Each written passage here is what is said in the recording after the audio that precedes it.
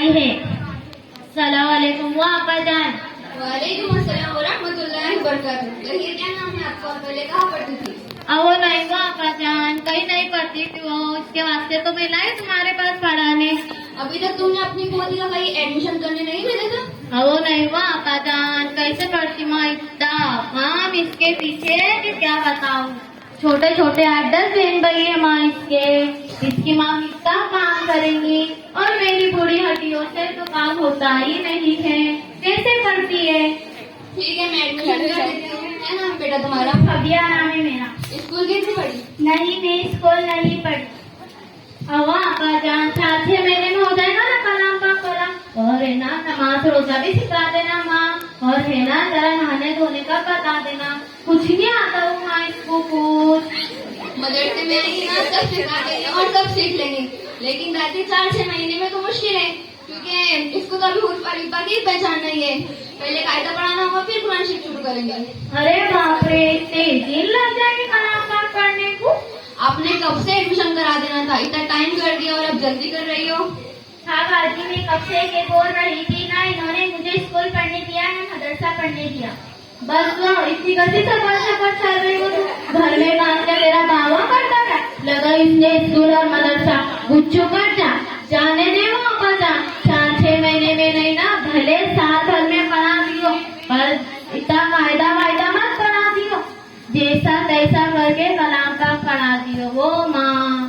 कि दादी ऐसा नहीं रहता, कुरान शरीफ अल्लाह का कलाम है, जैसे वैसे कैसे पढ़ाऊं? अच्छा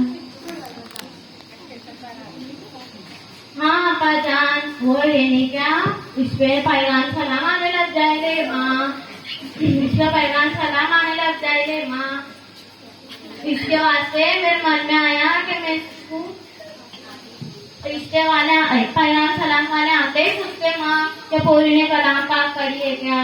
इस वजह से मेरे मन में आया कि मैं इसको कलाम पाक पढ़ा ही दूँ माँ, और मेरा भी काम भरोसा कब फरिश्ते लग जाए, और इसके वास्ते मेरी हयाती में इसका कलाम पाक पैगाम सलाम हो जाए तो अच्छा है वो माँ।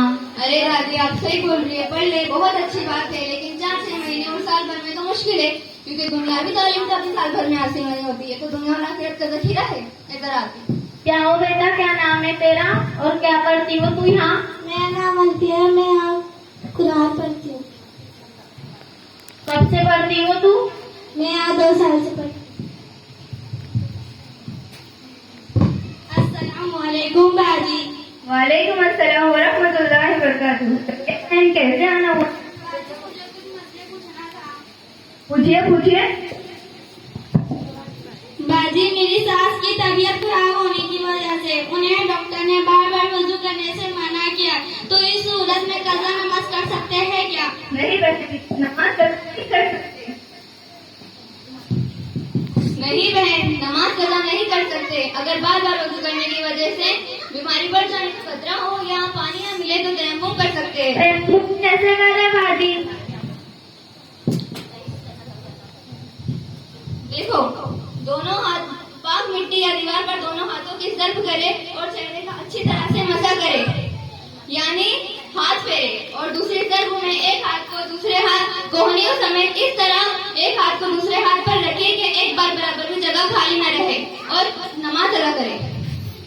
हाँ बाजी, कज़ा नमाज कब पढ़नी चाहिए? कज़ा नमाज दिन रात में कभी भी पढ़ सकते हैं, लेकिन 3 वक्तों में नहीं पढ़। किसी भी तरह का सजदा या नमाज पढ़ना मना है।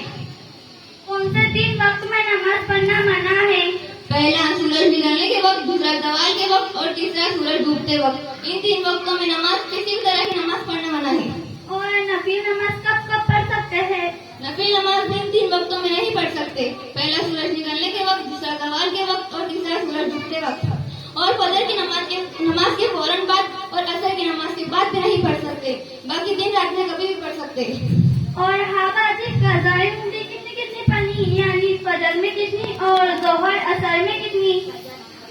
फजर की कितनी और जोहर असर की कितनी? देखो, फजर में 2 रकात फर्ज कज़ा करनी है, जोहर में 4 रकात फर्ज कज़ा करनी है, असर में 4 रकात फर्ज कज़ा करनी है, और मगरिब की 3 रकात फर्ज और ईशा की 4 रकात फर्ज और 3 वितर वाजिब कज़ा करनी है।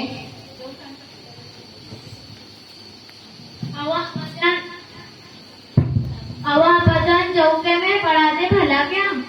हाँ हाँ जरूर पढ़ाऊंगी, लेकिन 4-6 महीने और साल भर में नहीं। हाँ अब्बाजान, कलाम पाक के साथ दीन की बातें भी भला क्या? हाँ हाँ इंशाअल्लाह दादी।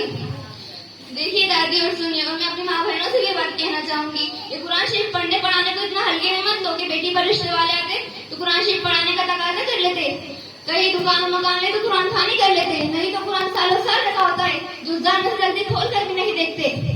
देखो मेरी माँ बहनों, कुरान खुदा ताला की किताब है, कब्र का साथी है, मुनकर नकीर के सवालों का जवाब है, बख्शिश का जरिया है, सरापा वो हिदायत है। इसीलिए कुरान शरीफ तो वो किताब है जिसका पढ़ना भी सवाब है, जिसका सुनना भी सवाब है, जिसका देखना भी सवाब है। इसीलिए मैं आप सबसे गुजारिश करना चाहती हूँ कि कुरान शरीफ का जैसा हक है उसे उस तरह अदा करें, ना कि सिर्फ वो रिश्ते नाते और शादी ब्याह के लिए बच्चों को कुरान शरीफ मत पढ़ाओ। और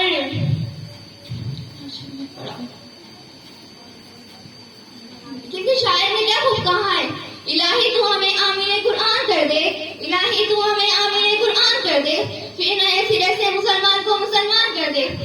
वो पैगंबर जिसे सरताज रसूल कहते हैं, वो पैगंबर जिसे सरताज रसूल कहते हैं, तू उसकी उम्मत को जरा ताबीए कुरान कर दे। सही है ना? अब आपकी पोती को रोजाना मदरसा पढ़ने भेजे। हाँ और रोजाना भेजूंगी। तौबा तौबा, अल्लाह ताला ने तो बहुत अंधेरे में थी अब्बाजान, तुमने तो मेरी आंखें ही खोल दी। अस्सलाम वालेकुम, अब मैं चलती हूँ। वालेकुम अस्सलाम वरहमतुल्लाहि वबरकातुहू। अल्लाह पाक हमें सुनने समझने से ज्यादा अमल करने की तौफीक अता फरमाए। आमीन।